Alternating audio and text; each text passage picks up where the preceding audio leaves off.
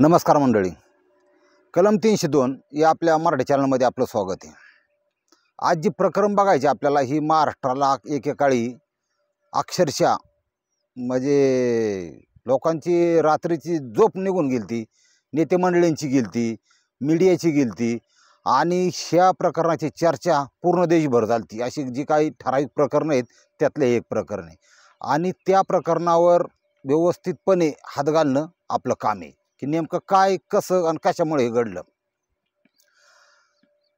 सांस्कृतिक राजधानी विद्येचं माहेरघर समजलं जाणारं पुणे, पण पुणे तिथे काय होऊ नये, जिथं सगळं आहे, जिथं चांगलं आहे तिथं वाईट बी आहे, जिथं प्रकाश आहे तिथं अंधार बी आहे।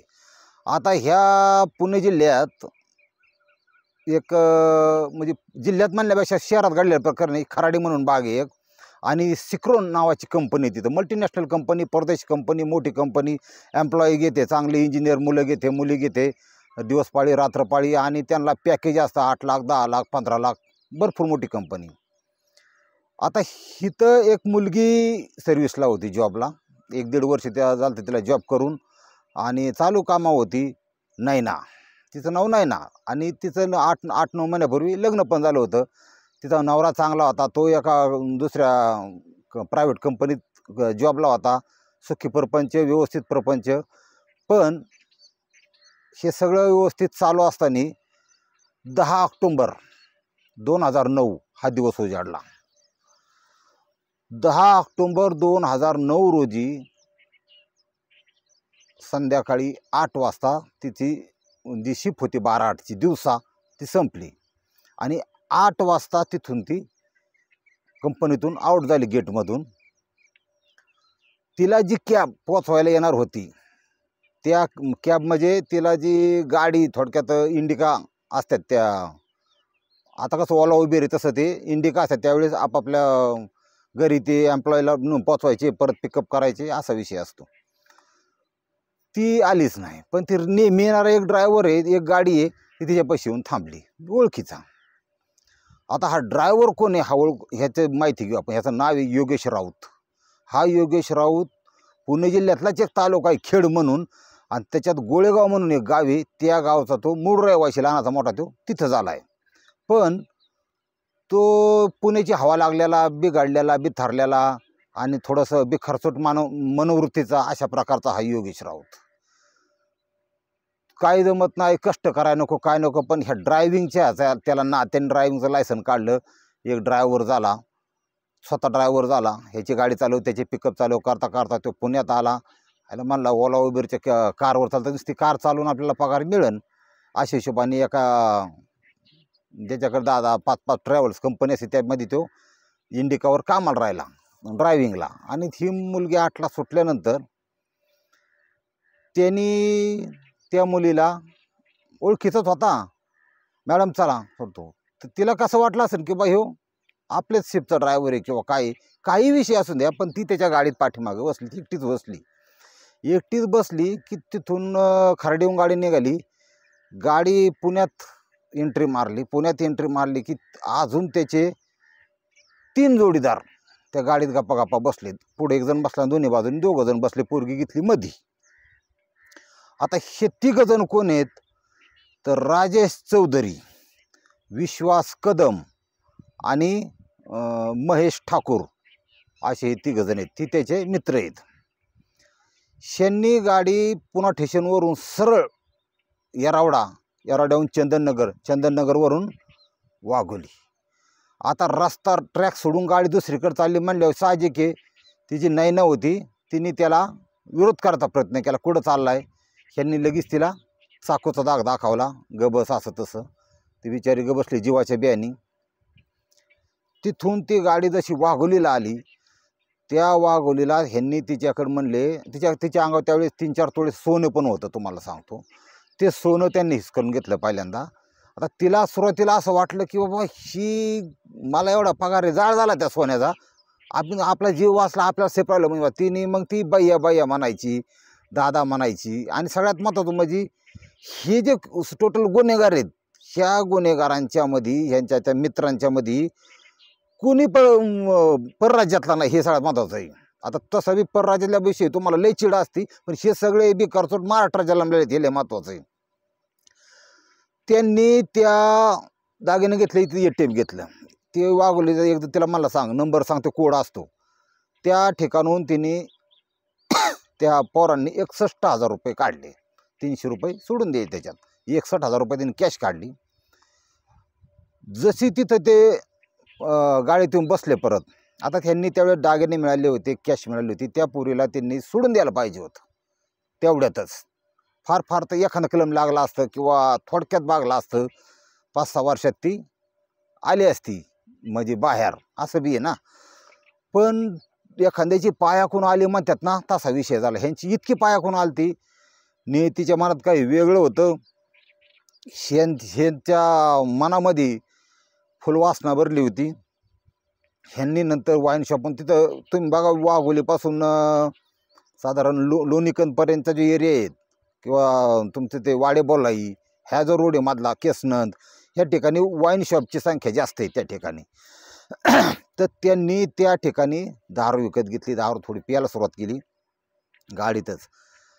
पुणे नगर रोडला होते ते आता वाघोली मानल्यावर. त्यांनी तो रस्ता सोडून दिला वाघोलीचा आणि गाडी वळवली राजगुरुनगर खेडकडे जाणार एक फाटा आहे, त्या फाट्याकडून त्यांनी आत गाडी घातली. माऊलीची आळंदी एका बाजूला राहते, त्या रस्त्याने सरळ पुढे निघाले. शनी निर्जन ठिकाणी बघून ती गाडी थांबवली. त्याच्यानंतर साधारण रात्रीचे 9:30-10 वाजले होते आणि थोडी आतमध्ये नेऊन गाडी उभी केली. त्या जो दुपट्टा असतो त्या नयनाचा, त्या दुपट्टा तिच्या टोटल तोंडात कोंबला, तिला खाली ओढली. त्याच्यानंतर ह्या चौघांनी आळीपाळीने तिची इज्जत लुटली, चौघांनी मिळून. पण मेन जो आरोपी आहे हा योगेश राऊत ध्यानात ठेवा, मुख्य आरोपी. त्यांनी चौघांनी इज्जत लुटल्यानंतर ते जिवंतच तिला गाडीत मध्ये बसावली. प्लॅनिंग सगळं त्यांचं आधी ठरलेलं होतं, कसं करायचं काय करायचं.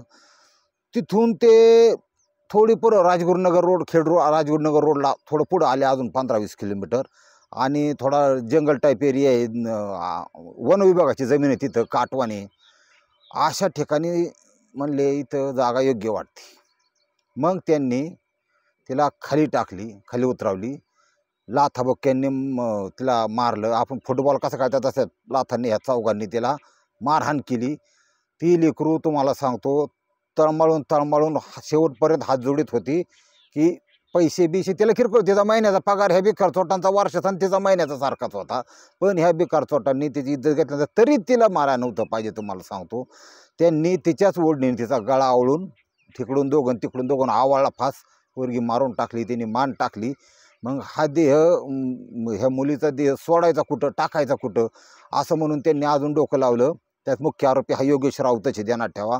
आणि ते खाली ठेवलं आणि त्या बाकी तिघांनी चौघांनी मिळून किंवा त्यांच्यातल्या कोणतरी संगनमताने मोठ्या दगडाने तिचं डोकं चिचून टाकलं, फार चपटं करून टाकलं. अक्षरशः मृताची ओळख पटू नये हा त्याच्या पाठीमागचा दृष्टिकोन होता. त्यांनी एवढं नीचकृत्य केलं. हे अंधारातली जी नियती असते, अंधार पडला नसा, पण नियतीने ही त्यांचं केच केलं की बाबा ही लय आता नाकात पाणी गेलं, याचा कुठंतरी आता बिमोड यांचा नाश, म्हणजे चुकलं, देव चुकलं यांना जाणं मला घालून इथं. म्हणजे ह्यांना बी आई असन, बाई असन, कुणी बी असन ना, साधा विचार माणसाच्या पोटाला जन्माला म्हणल्यावर थोडा माणसासारखाच विचार करायचा, बाकी लय अपेक्षा नाही समाजाकडून आणि समाजाची तुमच्याकडून नाही, असा विषय.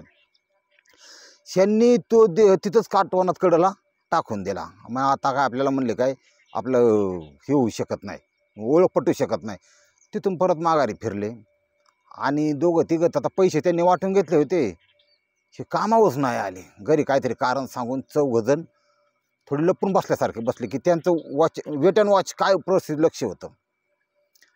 आता ही सगळं झाल्यानंतर विषय सकाळच्या पारी कुणीतरी मृतदेह पाहिला, पोलिसांना फोन केला. हे आरोपी गुन्हा करण्यात इतके मूर्खपणाचे होते, म्हणजे त्याला परफेक्ट गुन्हा म्हणतात तसं काय त्यांच्या डोक्यात नव्हतं. त्या पोरीकडे 2 वस्तू सापडल्या त्या मृतदेहाजवळ. एक म्हणजे एम्प्लॉयचं जे कार्ड असतं कंपनीचं ते सापडलं आणि तिथं जे ATM होतं ते साईटला पडलेलं सापडलं, आपलं पैसे काढायचं. ते बी यांच्या खिशात नाही राहिलं त्या मारहाणीत, किंवा काय दगड उचलताना खिशातून पडलं असं कसं बी. तिथून विस्फोटाव ते सापडले. ह्या 2 गोष्टींनी त्याची ओळख पटली. ते कंपनी त्याच्या नवऱ्याला फोन केला सगळ्यांचा. मग आता नातेवाईक म्हणलं सगळे आले, आई वडील, ही टाव फोडला सगळ्यांनी की एवढी आईबापा स्वप्न असतं की शिकणारी पोरगी 4 पैसे कमवला, ते प्रपंच सुखी आहे, 7-8 महिने लग्नाला झाले. आता त्या पोरीच्या अशा प्रकारे भयानक हत्या झाली. तरी पोलिसांना आणि त्यांना वाटलं की ही जी केस आहे ही पंचनाम्याच्या वेळी असं नमूद करण्यात आलं म्हणजे आबरू लुटण्याचा कुठे विषयच नाही. डोक्यात दगड घालून मारली. पण कायसाठी? तर हिला दागिन्याची हौस होती, दागिने आणि कॅशसाठी. कारण कॅश विड्रॉल झाली होती 61,000 रुपये. ह्याच्यासाठी तिचा खून झाला. हे लुटीचं प्रकरण आहे असं वाटलं सुरुवातीला. बॉडी जेव्हा ससूनला आली सरकारी रुग्णालयात PM साठी, त्या PM ला आल्यानंतर त्या रिपोर्टमध्ये असलं की सामूहिक बलात्कार झालेला आहे आणि प्रचंड मारहाण झालेली आहे. त्या रक्तबिक्त सांगाळे अशा जखमा आहेत आणि त्यानंतर गळा आवळून मृत्यू. म्हणजे तेव्हा पोलिसांची झोप उडाली की बाबा हे म्हणजे थोडक्यात इज्जत लुटून मृत्यू म्हणजे खून केलेलं आहे, मर्डरचा गुन्हा. इतकी गंभीर केस म्हणल्यावर मीडियाला काय लागतंय? तो मला सांगतो महाराष्ट्रात सकाळ पुढारी तुमचं काय लोकमत असन, पुण्यनगरी असन, लोकसत्ता, सगळ्या जे तिथलचे टोटल पेपर्स होते त्या वृत्तपत्रामध्ये याची नोंद घेतली गेली. आणि नोंद घेतल्यानंतर प्रचंड तिथं हे झालं, बबळा झाला. लगेच वरून CMचा फोन, त्यांचा फोन, अरे काय चाललं महाराष्ट्रात. आणि मग विरोधी पक्षाचं काम असतंच की बाबा विरोधी पक्षाचं काम असं आहे की एखाद्या गोष्टीचा लगेच त्यांना अडचणीत आणायचं. पोलिसांनी विशेष लक्ष घातलं, कोण असलं पाहिजे, काय असलं पाहिजे. CCTV फुटेज ह्याच्यामध्ये स्पष्ट दिसत होती की हा जो आरोपी ह्याच्या गाडीमध्ये ती बसताना स्पष्ट दिसत होती अगदी. त्याची लगेच यंत्रणा हल्ली. आता हे जे 4 आरोपी आहेत, ह्या 4 आरोपींना पकडायचं कसं हे दृष्टीने प्रयत्न चालू केले. आरोपी काय हाती लागणार. पोलिसांनी जंग छाडून त्या आरोपीचं काही सायन्सचा, विज्ञानाचा आधार घेऊन ह्या आरोपींना त्यांनी अटक केली. ही घटना घडली 2009ला ऑक्टोबरच्या 1 महिन्याभरावर दिवाळी आली होती. आता ही 2009 हे साल उलटून 10 गेलं समजा. साधारण 2 ते 3 महिने त्यानंतर उलटून गेले. आणि 2 महिने झाल्याच्या नंतर त्या ठिकाणी रितसर FIR दाखल झाल्या. रितसर पोलीस स्टेशनला तिथल्या लोकल त्यांनी संपूर्ण केसची खातरजमा करून, संपूर्ण केसची जुळवणी करून, मांडणी करून ही केस माननीय न्यायालयाकडे दाखल केली. आता ज्यावेळेस ही केस दाखल केली त्या आरोपींना त्या ठिकाणी हजर केलं गेलं. आणि ते हजर करून परत रिटर्न येताना आरोपींना सुरुवातीला पोलीस कोठडी मिळाली, नंतर न्यायालयीन कोठडी मिळाली. आणि घटना घडून अगदी 7-8 महिने झाले होते. कोर्ट प्रोसेस सगळी चालू होती. त्या दरम्यान त्या आरोपी म्हणला, मला जो मेन आरोपी आहे तो म्हणला, मला आजारी पडलो, मी असं तसं माझी मागणी केली, मला ससूनमध्ये उपचार घ्यायच्यात. 2 कॉन्स्टेबल दिले. मग बंदोबस्तासाठी हे ससूनमध्ये गेले. ससूनमध्ये उपचार चालू झाले. त्यांची नजर चुकून हा ससूनमधून फरार झाला. कोण? योगेश राऊत हा मुख्य आरोपी तिथून फरार झाला. आता मुख्य आरोपी बेपत्ता झाल्यामुळे केसमध्ये खंड पडली. आता ह्यो मुख्य आरोपी कुठं गेला बा सांगतात. तिथून असा तो पुण्यातून निघाला असा ट्रक टेम्पो काही पकडून हा दौंडमध्ये आला. दौंडमध्ये आल्यावर दौंड हे जंक्शन, तिथं सगळे भारतात कुठे जा तिथून रेल्वे मिळते तुम्हाला. त्या रेल्वे तिथं बसला. तिथून सुरतवरून दिल्ली, आणि दिल्लीवरून तो गेला अमृतसरला. सगळं शीख समाजाचं होतं, पंजाबी लोक. त्या अमृतसरला गेल्यानंतर अमृतसरच्या एका गुरुद्वारा असतात, त्या गुरुद्वारात 2 टाईम जेवायला फुकट मिळतं. शनी त्या ठिकाणी गेला. त्यांनी जाडलोट करायला सुरुवात केली. तिथं सगळं कामं करायला सुरुवात केली. आणि दिनवाने राहायचं, गरिबाने राहायचं, अन्न मागायचं. तो स्टेबल करत होता स्वतःला. म्हणजे ह्याची मानसिकता कशी बघा आरोपीची, किती म्हणजे कशा स्वरूपाची लोक विचार करू शकतात देणार ठेवा तुम्ही. जाडलोट करायची. तिथलचे गुरुद्वाराचे काही गुरुबिरू असते त्याची त्यांच्या पाया पडायचं, हे करायचं, तिथं सेवा करायची, अशा कामाला लागला.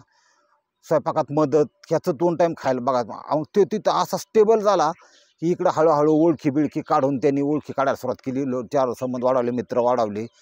हे करत असताना त्यांनी स्वतःचं नाव हे सुद्धा चेंज केलं. त्यांनी स्वतःचं नाव विकास बाल्ला, रवी बाल्ला रवी बल्ला असं तिथं नाव ठेवलं. जसं काय तिकडचा ते भाषा तर शैली थोडी शिकला. आणि आपली कुठले राज्य असं आपल्या देशामध्ये आहे ना, टॅबला खालून पैसे सरकारले ना की काही कागदपत्र मिळतात. ही वस्तुस्थिती आहे बरं का. हां, ती कागदपत्र त्यांनी डुप्लिकेट आधार कार्ड काढलं त्या रवी बल्ला नावाने, ड्रायव्हिंग लायसन्स त्याच्या नावाने काढलं, रेशनिंग कार्ड काढलं. बघा आता ही पैसे दिल्यावर काय होते, त्यांनी असे ओळखपत्र जमा केलं आणि तो अमृतसरचा आहे म्हणजे असं. तो तिथं 1.5-2 वर्ष स्टेबल झाला चांगला. त्यानंतर त्याने तिथं एक व्यवसाय पण चालू केला काहीतरी छाटून मारून. तिथं ते म्हणजे स्टेबल झाला. पण हा जो योगेश राऊते हा एकटा नव्हता. त्याला बायको पण होती गावाकडं आणि एक मुलगी पण होती. आणि एवढं सगळं प्रपंचाची जबाबदारी असून हा नीच कृत्य ह्यांनी केलं होतं आणि पळून गेला होता. आता तिथं गेल्यानंतर त्याचं चांगलं चाललेलं आहे. ह्या केसचा तपास अधिकारी वरनं एक SIT नेमली शासनाने. कारण केस सरकार काय झोपून देतं विरोधी पक्षांनी. हे लोकांच्या भावना तीव्र होत्या की बाबा इतकी भयानक केस घडली, काय चाललं हे राज्यात, काय चाललंय, कुठं नेऊन ठेवलाय महाराष्ट्राचा. तसा यांनी आता सध्या गळातच घातलाय. पण सांगतो तुम्हाला, ही सगळं चालू असताना ह्या केसमध्ये ते SITने म्हणले गडी कुठं बी असून द्या, पण तो बाईजवळ आल्याशिवाय राहणार नाही, त्याच्या बायकोजवळ आल्याशिवाय किंवा कॉन्टॅक्ट घरच्याची केल्याशिवाय राहणार नाही. 4 महिन्यांनी करीन, 6 महिन्यांनी करीन, वर्षांनी करीन, 1.5 वर्षांनी करीन, पण कॉन्टॅक्ट करीन. आईचा, बापाचा, भावाचा, मामाचा, बायकोचा, सगळ्याचे फोन सिव्हिलन्सवर. 1 वर्ष 12 महिने 13 महिने काहीच रिस्पॉन्स नाही. 13 महिन्यांनी ह्याला यश आलं. ते असं आलं की विकास बल्ला नावाने जे कार्ड होतं त्या सिमचा अमृतसरवरून फोन यायचा. ह्याला म्हणजे कोणी यांचा काही संबंध नाही, काय नाही, कोण आहे. पोलिसांना लोक झालं की हाच असला पाहिजे. पण ह्यांनी अजिबात कुठं वाच्यता नाही, काय नाही. सेटिंग लावली. तो त्याला ते बायको गेली, ती त्याचं बोलणं ऐकलं. बायको म्हणली शिर्ड्याला येते, शिर्ड्याला भेटायला या. शिर्डीहून रेल्वे डायरेक्ट होती तिकडनं दिल्लीवरून. मला मी शिर्ड्याला येतो, शिर्ड्याला भेटायला यायचं ठरलं. तर तिकडून आला, हे बायको इकडून गेली आणि त्या बायकोला भेटायला आलेला आरोपी शिर्डीमध्ये दिंडी उचलली, पालखी त्याची 1 नंबरमध्येच पालखी उचलली बरं का. आता पालखी उचलली की डायरेक्ट पुण्याला, तिथं काय सुट्टी आहे का. ह्याच्यात काय झालं,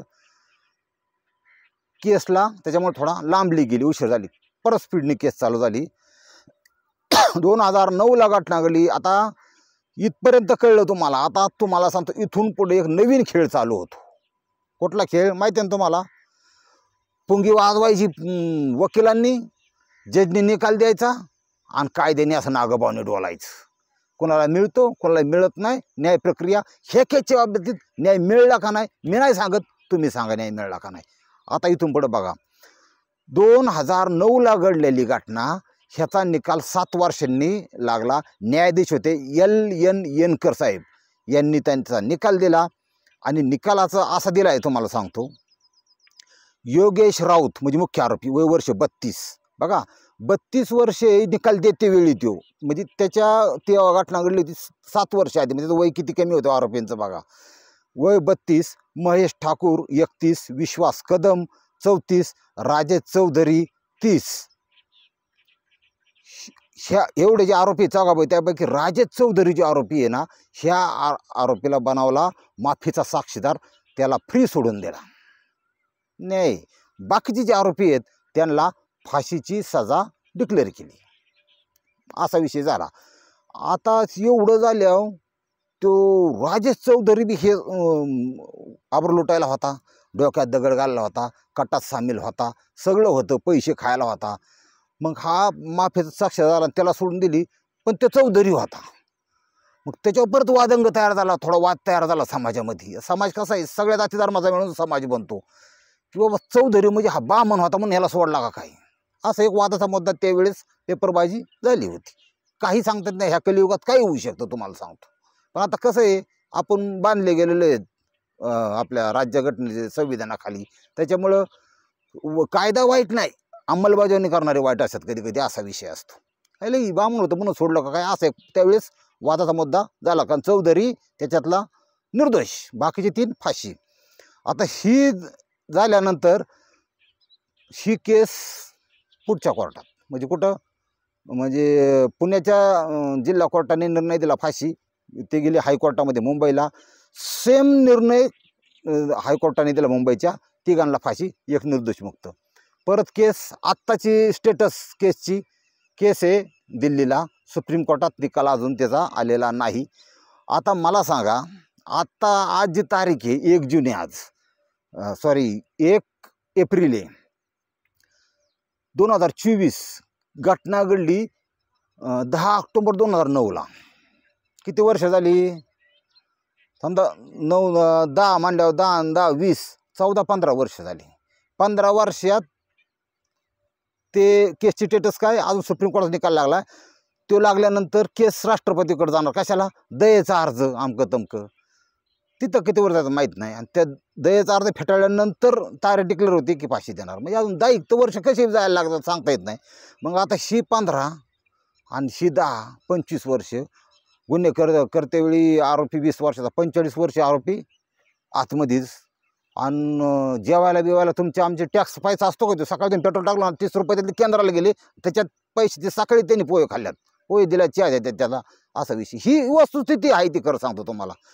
अशा प्रकारे हा जर कायद्याचा जर खेळ होत असेल ना, तर माझा हात जोडून विनंती असते बा सगळ्यात. आता तुमच्यासारखाच मी आहे काय, की कमीत कमी एखाद्यावर जर अन्याय झाला ना, महाराज न्याय तरी मिळाला पाहिजे. न्याय जर नाही मिळाला ना, तर ही व्यवस्था एक दिवस उद्ध्वस्त झाल्याशिवाय राहणार नाही.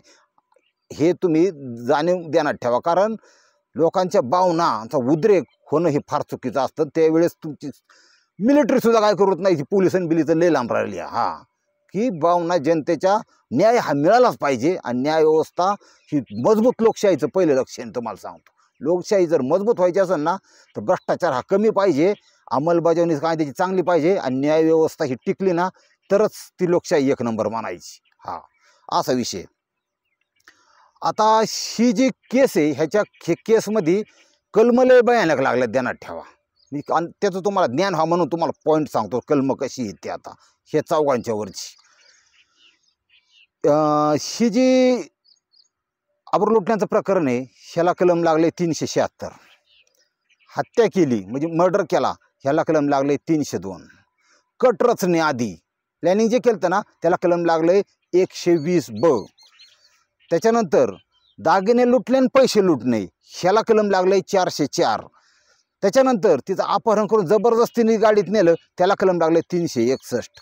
आणि रिअर ऑफ द रिअरेस्ट केस म्हणून एवढी सगळी कलमं त्या व्यक्तींना फाशीच होती अशी कायद्यात तरतुदी. हे ध्यानात घ्या. सगळा खेळ कलमांचा आहे. तुमची कलम जेवढी स्ट्रॉंग तेवढं तुम्ही आज जाणार 100%. बऱ्याच लोकांना कायद्याची कलमांची माहितीच नसते, असा विषय. काही काहींना तर मोखारी कलम लावून बी आत टाकलं जातं. म्हणजे असं बी होतं बरं का. असं काही नाही की कोणतं कलम लावलं हे तुमचं विचारत आधी काय पोलिटिशियन विचारत नाही, कार्यक्रमच तुमचा. हां, आणि तुम्ही समजा चांगला कमी असन, तुमचा गुन्हा जर कमी असन, कलम कमी सहजा कमीच आहे ना. पण कलमावलं डिफेंड आहे, हे ध्यानात ठेवा. तुमच्यावर कलम कुठलं लावलं आहे ते.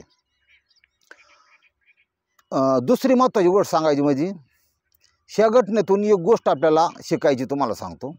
कुणी असून दे, आपण काय असा वरून आबाळातून पडलेला नाही. गडी असो, बाय असो, कुणी असो. आपल्याला एका कुटुंबात जन्म झाला आहे, कुणीतरी जन्म दिलेला आहे, कुणीतरी जीव लावलेला आहे. आणि शीतलचं सगळं जग बघत बघत आपण चांगलं वाईट शिकत शिकत, आता मोबाईलमुळे तर बरंचसं वाईट शिकत आता ह्या वयापर्यंत स्टेजपर्यंत आहे. कमीत कमी तुम्हाला सांगतो, तुम्ही जर एखादा गुन्हा केला आणि तुम्ही जर त्या गुन्ह्यात जर आतमध्ये गेला, तर सजा फक्त तुम्हाला नाही मिळत महाराज, त्या कुटुंबाला तो अख्खा समाज रक्तबंबाळ करून सोडतो. ही वस्तुस्थिती तुम्हाला सांगतो. तुम्हाला बहिणी असून त्या बहिणीसंग लग्न जुळवायला अडचण येते. तुमच्या घरचं वाटलं होतं सगळं. आता हे जी आरोपी आत गेला फाशीला जाणार आहे, याच्या बायकोची काय अवस्था असेल, त्या मुलीला बापाची काय अभिमानाने बापाचं काय नाव सांगणार ती. आता इतक्या वर्ष 20-21 वर्षाची मुलगी असेल ती. ह्या सगळ्या गोष्टीचा विचार केला. त्यामुळं एक आहे ना अर्धी खामी म्हणतो.